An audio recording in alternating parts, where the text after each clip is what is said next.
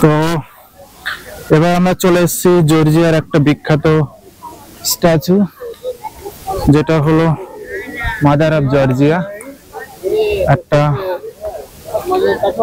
সুউচ্চ একটা আকৃতি, যাকে নাম দেওয়া হয়েছে মাদার অফ জর্জিয়া, যার এক হাতে কিন্তু তলোয়ার, এক হাতে কিন্তু ওয়াইনের বোতল। মানে দেশের দুটো কালচারকে এখানে নির্দেশ দিচ্ছে, সেটা হলো দেশের সুরক্ষা এবং দেশের যে প্রথা বা এখানকার যে ওয়াইন যে বহুল প্রচলিত, সেই ব্যবস্থাটাকে কিন্তু এ দেখাচ্ছে।